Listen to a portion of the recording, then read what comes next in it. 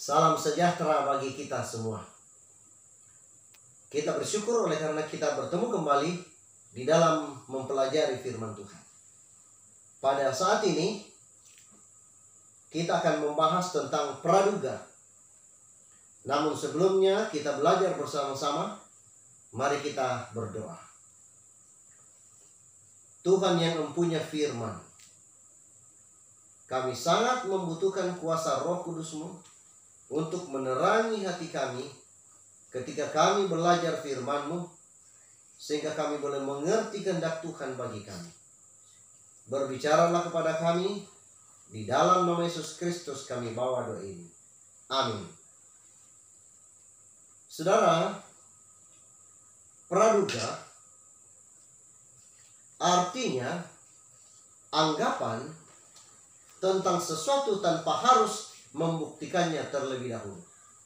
Jadi arti praduga itu adalah anggapan tentang sesuatu tanpa harus membuktikannya terlebih dahulu. Tidak ada seorang yang membaca Alkitab yang datang dengan pikirannya yang kosong. Pasti ketika seorang membaca Alkitab, sudah ada sebelumnya konsep yang ada di pikirannya. Apakah itu praduga? Apakah itu keyakinannya? Apakah itu pengalamannya?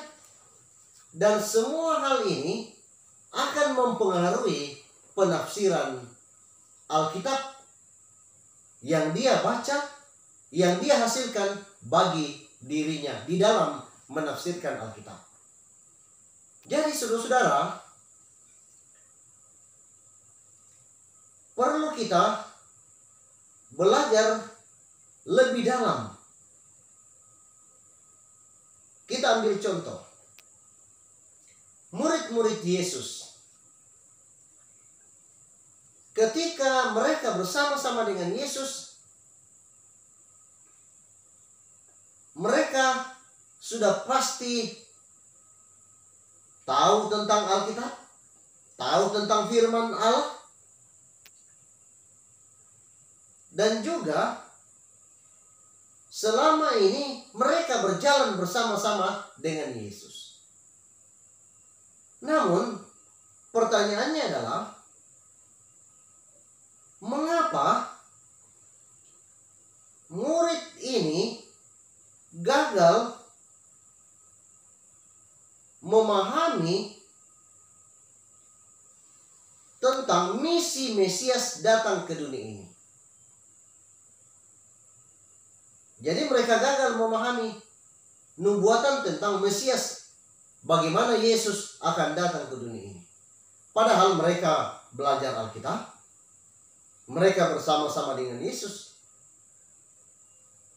Karena ketika kita membaca di dalam Lukas pasal 24, mulai ayatnya yang ke-13 sampai 53, maka kita dapati rupanya murid-murid ini, mereka bukan tidak tahu Alkitab. Mereka tahu Alkitab. Tetapi kenapa mereka gagal? Setelah peristiwa kematian Yesus sudah 3 hari, maka mereka mengadakan perjalanan dari Yerusalem menuju ke Emmaus. Dan di dalam perjalanan, 2 murid ini, yang satu namanya Kleopas dan yang satu tidak disebutkan namanya. Lalu dalam perjalanan itu, Yesus datang bersama-sama dengan mereka. Lalu kemudian Yesus tanya, bagaimana, apa yang sementara terjadi? Lalu mereka katakan, oh, apakah kamu orang asing dan satu-satunya yang baru tahu bagaimana keadaan yang terjadi saat sekarang ini?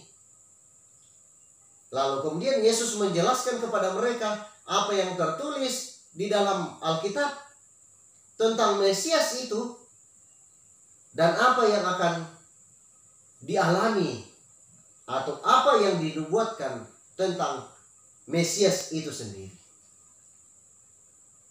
Namun terlihat bahwa dalam perjalanan itu mereka sendiri menjawab kepada Yesus.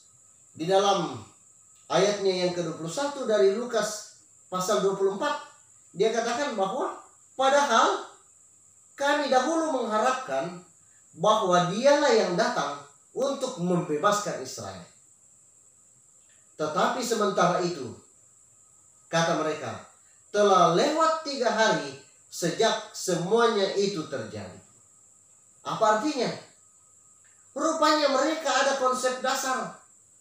Dan konsep dasar ini yang membuat mereka sementara sedih dalam perjalanan oleh karena harapan mereka tidak menjadi kenyataan. Kenapa harapan mereka tidak menjadi kenyataan, saudara? Oleh karena mereka gagal memahami nubuatan tentang Mesias, sekalipun mereka belajar Alkitab. Dan hal apa yang lebih khusus menghalangi mereka mengerti?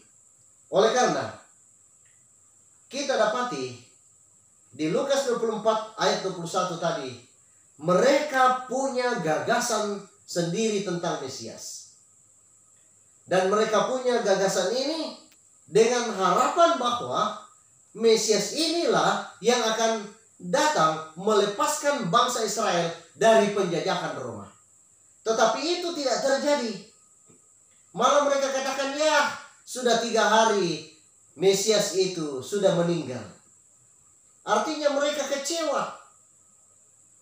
Jadi mereka tidak memahami nubuatan tentang Mesias, atau gagal memahami oleh karena ada konsep dasar mereka. Jadi saudara-saudara, keyakinan yang kuat inilah yang membuat mereka tidak mengerti akan firman Tuhan. Nah, padahal selama kurang lebih 3,5 tahun mereka berjalan bersama-sama dengan Yesus. Dan Yesus pernah bertanya kepada mereka.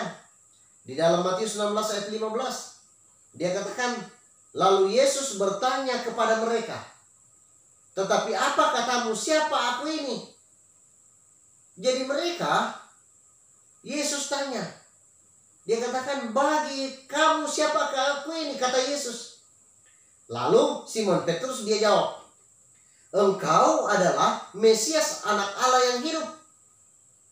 Jadi mereka sebenarnya mengerti bahwa Yesus yang selama ini berjalan bersama-sama dengan mereka adalah Mesias. Mereka sudah percaya bahwa Yesus ini adalah Mesias.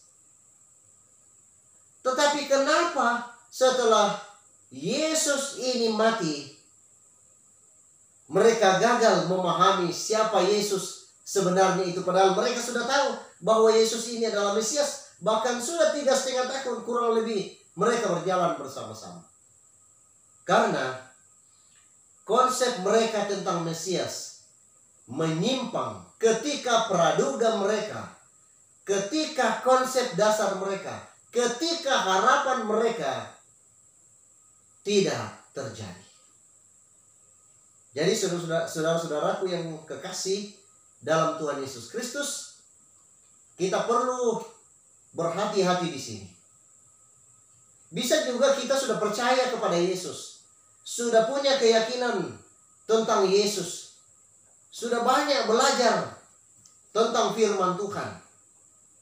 Tetapi bisa saja kita punya kesimpulan yang salah ketika kita membaca Alkitab, oleh karena kita punya harapan, kita punya praduga, itu tidak terjadi. Nah, makanya kita harus berhati-hati ketika kita datang membaca Alkitab kita. Kita harus datang dengan benar-benar teliti. Karena praduga kita, konsep dasar kita yang sudah sebelumnya, bahkan keyakinan kita yang sudah ada sebelumnya, ditambah lagi dengan oh apa kata ini, atau kita cuma dengar oh kata si A, kata si B, kata si ini dan lain sebagainya. Nah, saudara-saudara, ketika ketika hal ini terjadi, maka kita bisa hilang arah saat kita membaca Alkitab. Dan ini pelajaran bagi saya dan saudara-saudara dari pengalaman murid-murid Yesus. Karena harapan mereka tidak terjadi, maka mereka gagal memahami firman Tuhan, padahal mereka sudah percaya kepada Yesus. Jadi memang kita perlu akui bahwa penafsiran Alkitab tidak dapat dicapai dengan netralitas yang penuh ataupun objektivitas yang absolut. Karena masing-masing orang datang dengan pengalamannya, masing-masing datang dengan pendapatnya, masing-masing datang dengan keyakinannya, masing-masing datang dengan praduganya. Tetapi pelajaran Alkitab, ketika benar-benar kita mau datang belajar, saya mau katakan bahwa apapun latar belakang saudara, konsep dasar apapun yang sudah ada di dalam pikiran kita, keyakinan apapun yang sementara kita pegang, yang sementara kita jalani saat sekarang ini, atau praduga apapun yang ada di dalam pikiran kita, ketika kita membaca firman Tuhan, atau ketika kita membaca Alkitab dengan pikiran yang terbuka, hati yang jujur, kemudian objektivitas yang absolut, kemudian dengan netral, menghilangkan semua konsep-konsep tadi, maka saya percaya Roh Kudus dapat membuka dan mengoreksi setiap prasangka, setiap praduga kita, setiap keyakinan kita, setiap harapan kita, ketika kita benar-benar mau dengan jujur belajar firman Tuhan. Itulah sebabnya saya mengajak kepada kita saat ini, bukan hanya untuk menekan tombol like atau subscribe atau lonceng. Yang lebih penting adalah ketika saudara datang membaca Alkitab, saya mengajak kepada kita, hilangkan konsep dasar kita, hilangkan praduga kita. Mari kita dengan jujur, dengan netralitas, dengan absolut, yang mana kita datang membaca Alkitab ini, dan kita akan dituntun oleh Roh Kudus, sebagaimana penulis Alkitab dituntun oleh Roh Kudus untuk menulis Alkitab. Kita pun yang membaca dan menafsirkan akan menuntun kita dengan benar untuk memahami apa sebenarnya yang disampaikan Alkitab bagi saya dan saudara.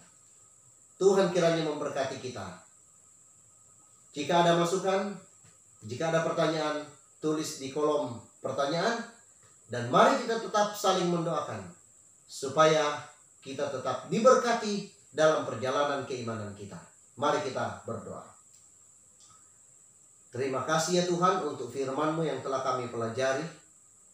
Tuntun kami, sehingga saat kami membuka lembaran-lembaran suci dari firman-Mu, maka hati kami netral, kami jujur, sehingga kami dipenuhi Roh Kudus, dan kami boleh menemukan kebenaran-kebenaran yang sejati dari firman Tuhan.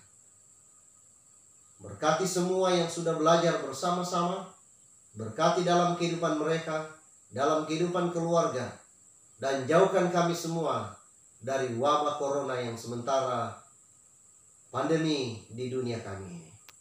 Terima kasih ya Tuhan. Ini doa kami dalam nama Yesus Kristus Juru Selamat kami bawa doa ini. Amin.